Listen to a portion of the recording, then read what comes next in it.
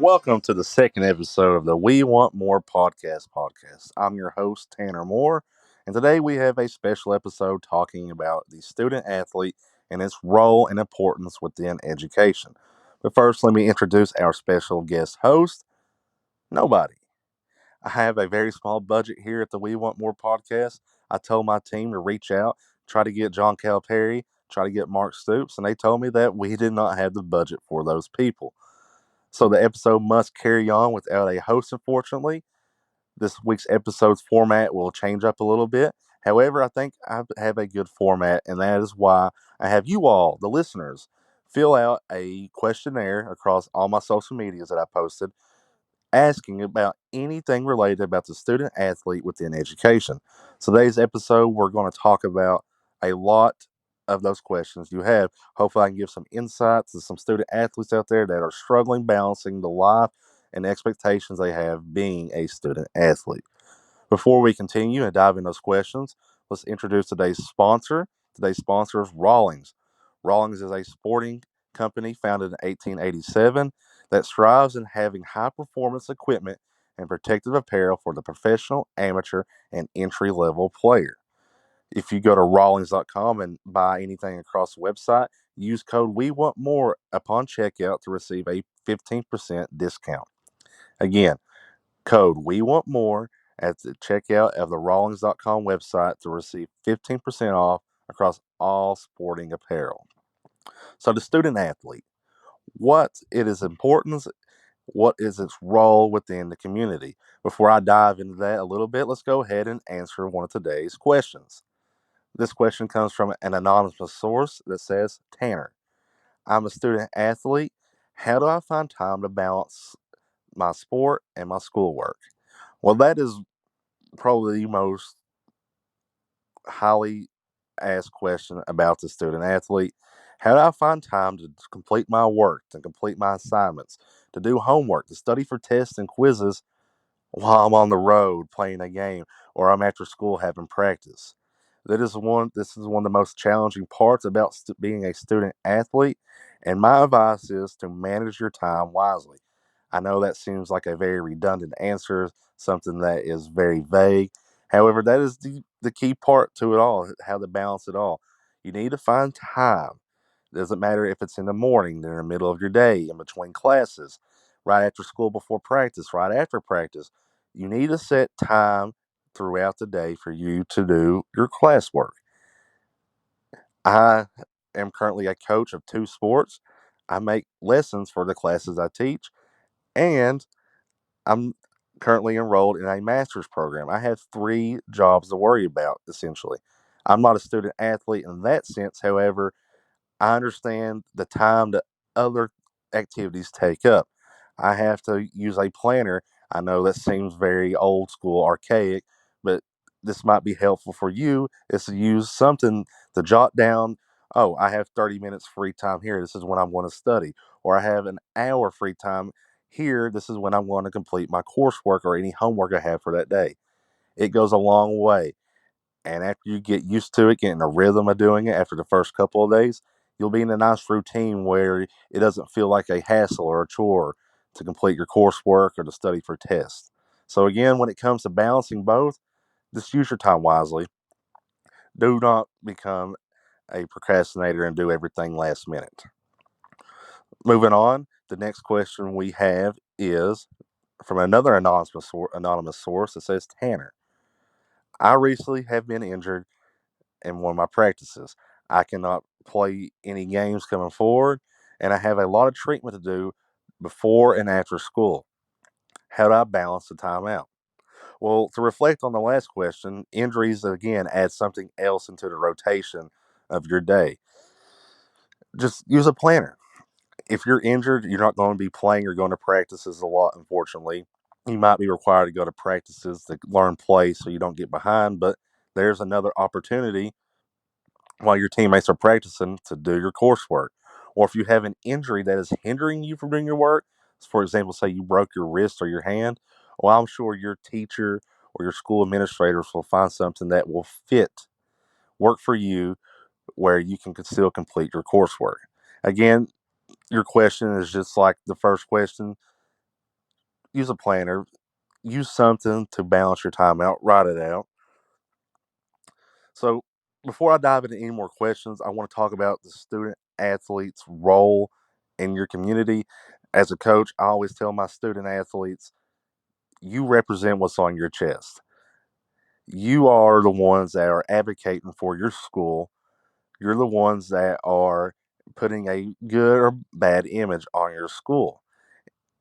I had a last year. I'm a coach of my local high school soccer team, and last year I had unfortunately had a fight, and I told the players that I was more disappointing in them not representing their school the way that they should. I didn't care about the fight. I cared about how it made our school look. S- The perception of the school I work at is something that I care more deeply than about wins or losses on the scoreboard. I want teams that play the school I work at to be known as great people, people that are nice, friendly, that they work hard, they play hard, but they're not aggressive, they're not dirty players. I really just want my school to be looked at well. Moving on to our next question. It says, Tanner, I'm a student athlete that's receiving multiple offers from high level Division One colleges. I'm not saying I'm going pro, but I have a chance to go on to school after higher education. Should I stop focusing on my studies to focus on my sport? Well, this one's not easy for me to answer because I was never a D1 athlete. I was never a professional athlete.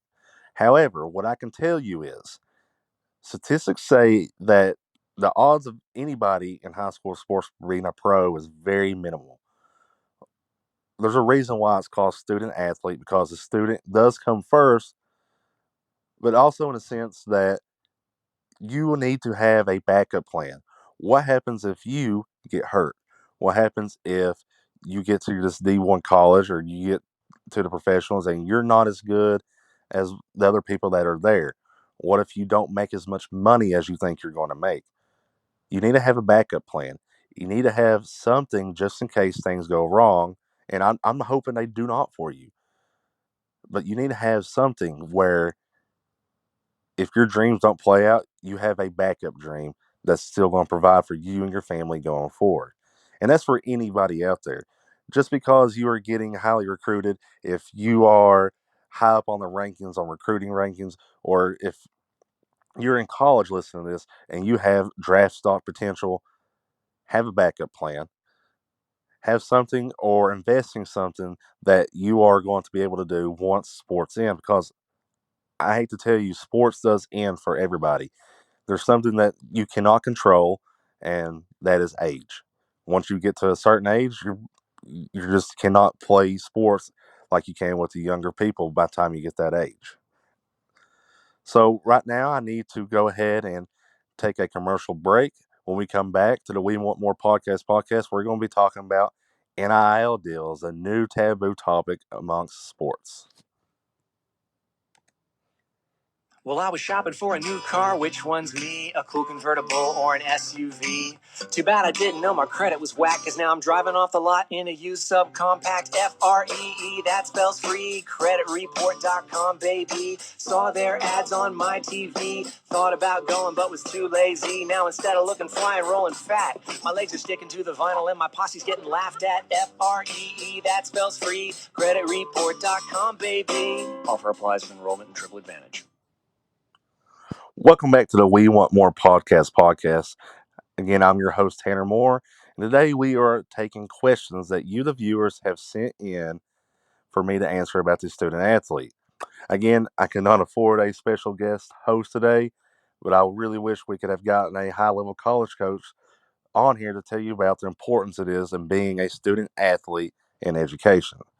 Now, before I left, I said we're going to talk about NIL money. We're going to talk about that, but first, I need to talk about why it is important that our student athletes are advocated because your students again are advocating your school. They're the ones putting your name out there. But I also need to talk about the importance that you, the student, have in being a actual student. This is for players, people that play sports that are good, bad, because let's be honest, people that play sports are not always good. You all are the students. You all are the ones that have a chance to better your education after high school. Having that on your resume, managing both an extracurricular activity and keeping your grades high, looks really good on college resumes. If you're already a college student, you know what I'm talking about. But for those high school students out there that are thinking about quitting a sport because you're not playing, or thinking about quitting the sport because you don't like it, I'd advocate for you all to stick with it just because it shows that you put in a lot of time in and out of the classroom, that you're able to manage your life constantly throughout the day and not just focused on your studies. If you're able to play 2 or 3 sports throughout the year and maintain a high 3.0 grade average, that shows colleges out there that you understand what it takes to be responsible, how to manage your time, and the workload that you're able to endure. So let's go ahead and dive into probably our last question for this episode. Again, this is from another anonymous source. It says, Tanner, how do I receive NIL money being a student athlete in the school I represent? NIL money is a very taboo topic because it is something that people are exploiting. Universities mainly are exploiting, but here in high school, in Kentucky High School Athletic Association, you have a chance to earn NIL money. And I'll be honest with you, through my experience already through this, they want people that are both good in the classroom and good on the field. They want people that are going to portray a positive role model for young kids that will see you on, for example, commercials or see you on social media promoting their product. If you do not have good grades, the likelihood of you getting an NIL deal in high school, I'm not talking college, in high school, is slim. Because if you are someone, again, that can balance their workload, that you're a good student athlete in the classroom and on the field, you have a better chance of getting that money in and putting cash in your pocket as a high school student. And that's something that, I wish was around in my time, but something that you all need to realize and take advantage of. Again, I'm Tanner Moore. This is the We Want More podcast. We did not have a special guest today, unfortunately, due to budget. However, hopefully I got through a lot of questions today. Next week, we are going to talk about, we're going to talk about aliens.